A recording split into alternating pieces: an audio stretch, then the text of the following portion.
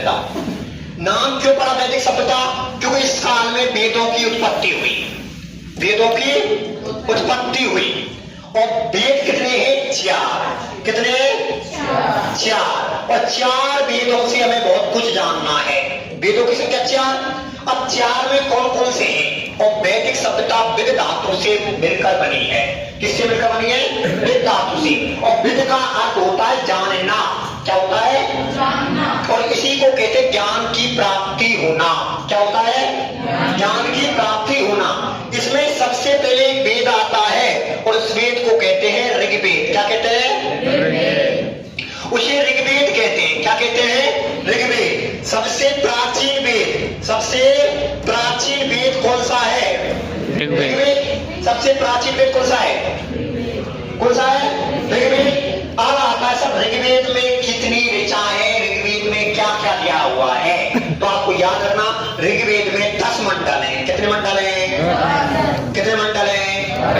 कुल सूक्तों की संख्या 1028। कितनी है?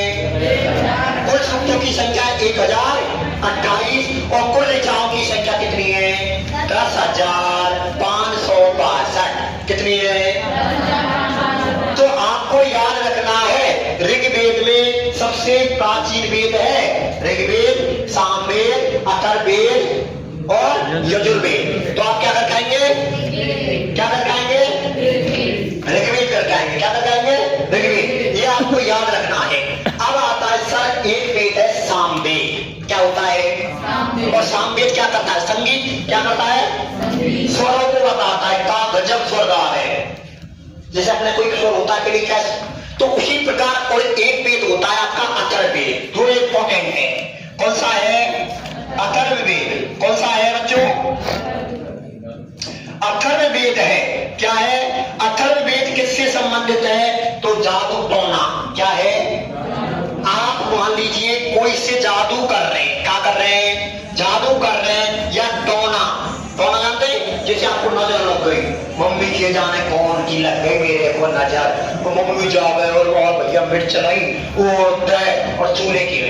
अब भाले की चूल्हे मिर्चों में 10 कोई नहीं, तो ये थोड़ी नजर लगी। और फिर मम्मी के बहाना में सोना तुम, मैं कहूँ के भेड़ों मल्ला के जाकर, मैं कहूँ ऐसे मत जाकर, ऐसे कपड़ा में मत पहन के जाकर, ये जाने कौन की नजर लग गई।